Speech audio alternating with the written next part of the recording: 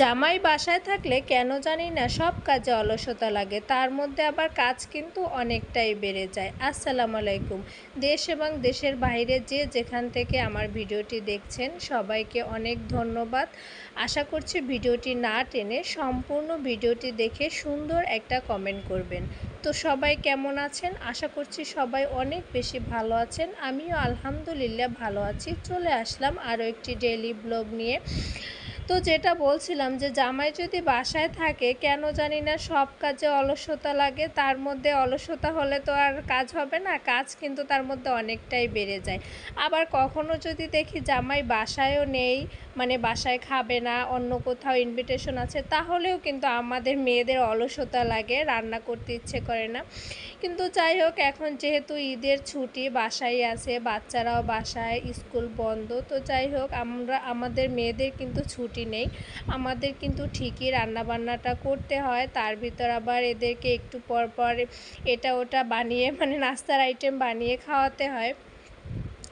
তো যাই হোক, এটাই বললাম। এবারের কোরবানির ঈদটা কিন্তু আমরা যারা ঢাকায় ছিলাম, আমার মনে হয় সবার অনেকই ভালো কেটেছে, কারণ ঢাকায় কিন্তু এই ঈদের কয়েকটা দিন মেঘ বৃষ্টি বাতাস এরকমই ছিল, আবহাওয়াটা একেবারে ঠান্ডা, মানে অনেকটাই ভালো লেগেছে। কিন্তু গ্রামে কিন্তু খোঁজ নিয়েছি, মানে আমি যেহেতু এবার গ্রামে যাইনি, তো যারাই গিয়েছে তারা বলেছে যে এতটাই গরম পড়েছে যে মানুষ যে একটু শান্তি মতো খাওয়া দাওয়া করবে তাও কিন্তু পারেনি, এতটাই রৌদ্রের তাপ ছিল। তো যাই হোক, এবার আসলে আমার বাড়িতে যাওয়া হয়নি, ঢাকায় ছিলাম। তো বাসায় আসলে যেটুকু যা করার ওটুকুই করেছি। আর যেহেতু এখন হেল্পিং হ্যান্ড নেই, ঈদের ছুটিতে ছিল, তো আজকে থেকে আসলো। এটা যেহেতু আমার গত পরশু দিনের একটা ব্লগ।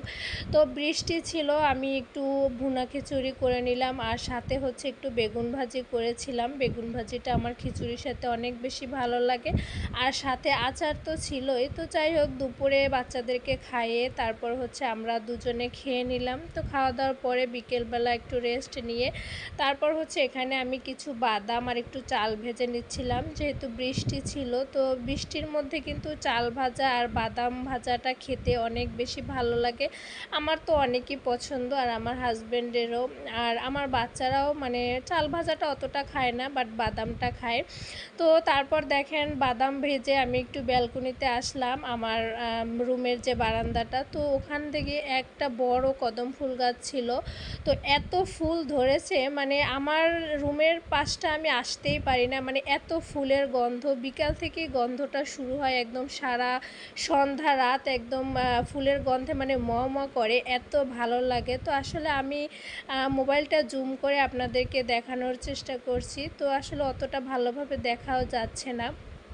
অনেক সুন্দর লাগছিল, গাছটাও অনেক বড়, অনেক আগের গাছ মনে হয়, যেহেতু এতটাই বড় অনেক আগেরই হবে। তো যাই হোক, ফুলগুলো কিন্তু অনেক সুন্দর, যেহেতু এখন বর্ষার সময় ফুলগুলো ফুটেছে, আমার আসলে দেখতে খুবই ভালো লাগছিল।